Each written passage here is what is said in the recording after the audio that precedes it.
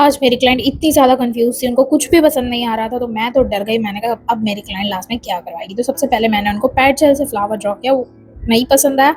फिर मैंने pink gel polish से किया था, वो भी नहीं पसंद। फिर मैंने कार्विंग जेल से किया, वो भी पसंद नहीं है। फिर मैंने कहा ग्लिटर ओम्ब्रे करते हैं या ग्लिटर में से कुछ ड्रॉ कर दूंगी, तो उनको वो भी पसंद नहीं आया। So hi friends, I am Sneha and आज हम नेचुरल नेल्स पे कैट आई एप्लीकेशन करेंगे एंड उसमें एक एस पैटर्न है वो बनाएंगे। तो सबसे पहले कैट आई एप्लीकेशन हो या नेचुरल नेल्स पे जेल पॉलिश एप्लीकेशन हो, हमें नेचुरल नेल्स को बहुत अच्छे से प्रिपेयर कर लेना है। नेचुरल नेल्स प्रिपेयर करने का मतलब है डेड स्किन अच्छे से निकालना, नेल्स को अच्छे से बफ करना एंड प्रॉपर शेप देना। तो सबसे पहले तो मैंने ड्रिल मशीन की हेल्प से क्यूटिकल्स एरिया में जो भी डेड स्किन होती है वो क्लीन कर ली है अच्छे से।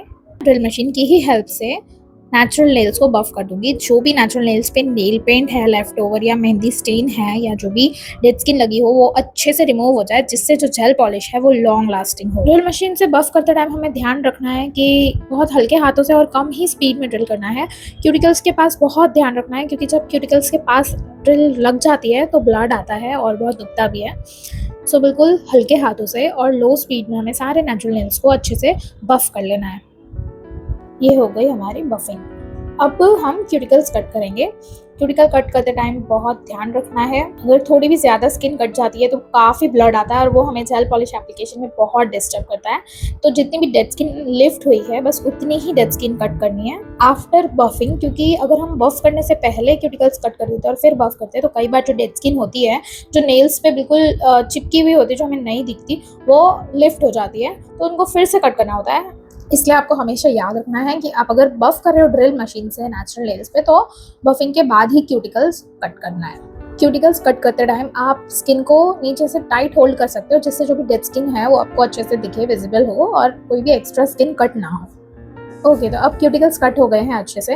अब हम नेल्स को शेप देंगे। क्लाइंट के जो नेचुरल नेल्स है वो स्क्वायर है। मैंने क्लाइंट को बोला था कि आपके नेचुरली जो नेल्स है वो स्क्वायर है तो अच्छे लग रहे हैं, आप इनको रखो, पर उन्होंने बोला कि नहीं, उनका एक छोटा बेबी है तो उनको उनके जो नेल्स है वो ओवल और राउंड ही रखने हैं। तो मैंने कहा ठीक है, आपके नेल्स थोड़े ज़्यादा ब्रॉड है तो हम ओवल शेप करते हैं। तो क्लाइंट को जब मैंने ओवल शेप करके दिखाया उसके बाद तो वो थोड़ी डाउट में आ गई कि ये सच में अच्छे लग रहे हैं कि नहीं, पर सच में अच्छे लग रहे थे ओवल शेप, क्योंकि उनके नेल्स ब्रॉड थे। तो ब्रॉड नेल्स में जनरली क्या है ना कि स्क्वायर और एक ओवल शेप ये काफ़ी अच्छे लगता है अगर लेंथ थोड़ी छोटी हो तो हमेशा आपको ब्रॉड नेल्स में स्क्वायर और ओवल शेप ही करना है। तो शेप होने के बाद अच्छे से हम डस्टिंग ब्रश से क्लीन कर लेंगे। बट हमने ड्रिल मशीन से जो बफिंग की थी नेचुरल नेल्स की, तो नेचुरल नेल्स जो है थोड़े रफ लग रहे थे, इसलिए मैंने सॉफ्ट बफर से बिल्कुल हल्के हाथों से जो भी रफनेस थी उनको स्मूथ कर लिया, जिससे मुझे जेल पॉलिश एप्लीकेशन में प्रॉब्लम ना हो।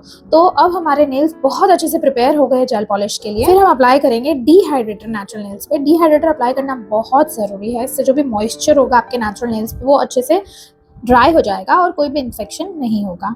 फिर डिहाइड्रेटर एयर ड्राई होता है तो वो अप्लाई करेंगे और वो ड्राई हो जाएगा इंस्टेंटली। फिर हम अप्लाई करेंगे बेस कोट। बेस कोट का पतला लेयर हमें नेचुरल नेल्स पे अप्लाई करना है, क्यूटिकल से थोड़ा डिस्टेंस रख के। थोड़ा डिस्टेंस मतलब 1 हेयरलाइन जितनी गैप रखनी क्यूटिकल से बेस कोट के बीच में। वो 1 हेयरलाइन जितनी गैप रखना बहुत ज़रूरी है, क्योंकि अगर हम वो गैप रखते हैं तो उससे हमारी जो भी जेल पॉलिश है वो हमारी स्किन से टच नहीं होगी और फिनिशिंग जो है वो बिल्कुल परफेक्टली आएगी। बेस कोट अप्लाई करने के बाद हमें कंपलसरी 60 सेकेंड्स के लिए क्योर कर देना है। फिर वो क्योर होने के बाद मैं अप्लाई कर रही हूँ कैट आई जेल पॉलिश। मैंने उनके नेचुरल नेल्स पे डायरेक्टली कैट आई एप्लीकेशन किया था, क्योंकि उन्होंने बोला कि मुझे मेरे नेचुरल नेल्स पे ही करना है, मतलब उनको बेस में कोई भी कलर नहीं चाहिए था, कोई भी अलग जेल पॉलिश कलर नहीं चाहिए थी, उनको कैट आई डायरेक्टली करना था। उनको मतलब नेचुरल नेल्स विजिबल होगा तो भी चलेगा। तो हमने कैट आई में कुछ ऐसा एस पैटर्न किया है, तो आपको आगे करके बताऊंगी कि मैंने वो पैटर्न कैसे किया। फिर रिंग फिंगर में हमने फुल ग्लिटरी रखा था क्योंकि वहाँ पे उनको फ्लावर करवाना था।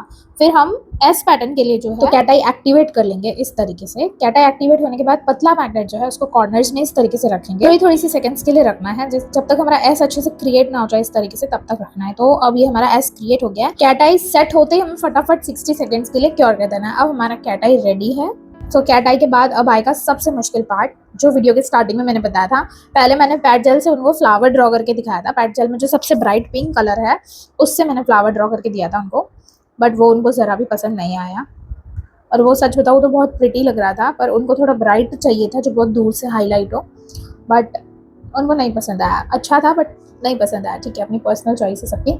फिर उसके बाद मैंने जेल पॉलिश से पिंक जेल पॉलिश से, actually bright pink gel polish से उनको फ्लावर ड्रॉ करके दिया। वो उस टाइम उनको नहीं पसंद आया, पर लास्ट में बताऊंगी फिर क्या हुआ। वो पिंक फ्लावर मैंने उनको ड्रॉ करके दिया, पर उनको वो भी पसंद नहीं आया। फिर मैंने 90 कार्विंग जेल से वाइट कलर का फ्लावर ड्रॉ किया, जो वो रेफरेंस फोटो लेके आई थी मेरे पास। नहीं चाहिए था उनको, इससे थोड़ा अलग चाहिए था और दोनों कॉर्नर्स में चाहिए थे। तो व्हाइट कलर से जब मैंने किया तो वो तो उनको विजिबल ही नहीं था बिल्कुल भी, उन्होंने बोला नहीं रहने देते। फिर मैंने कहा चलो मैं आपको ग्लिटर बताती हूँ क्या टाइप है, मोस्टली ग्लिटर्स है विजिबल होते हैं। मैंने कहा ग्लिटर उम्र या कुछ लाइन्स ड्रॉ कर दूँ, पर वो भी उनको समझ नहीं आया। तो लास्ट में उन्होंने मुझे बोला कि क्यों ना वो पिंक ब्राइट जेल पॉलिश थी उससे ही आप फ्लावर ड्रॉ करने के बाद मैंने ग्लिटर्स के डॉट्स दिए एंड पॉइंट पे। उसके बाद उसमें थोड़ा व्हाइट लाइन ड्रॉ करके दिया उनको कि उनको शायद पसंद आए फ्लावर। उसके बाद उन्होंने फाइनली बोला कि हाँ ये अब मुझे बहुत अच्छा लग रहा है। फिर हमने लास्ट में सारे नेल्स पे टॉप कोट किया, टॉप कोट करके सारे नेल्स अच्छे से सील कर दिए। टॉप कोट करते टाइम इस बात का ध्यान रखना है कि जो टिप्स है वो भी हमें सील करना है टॉप कोट से। उसके बाद हम पतले फाइलर से फाइल कर देंगे, इन केस उनको कुछ चुभ रहा हो तो वो अच्छे से क्लीन हो जाएगा। उसके बाद अच्छे से डस्टिंग ब्रश से क्लीन करके हम अप्लाई करेंगे क्यूटिकल ऑयल।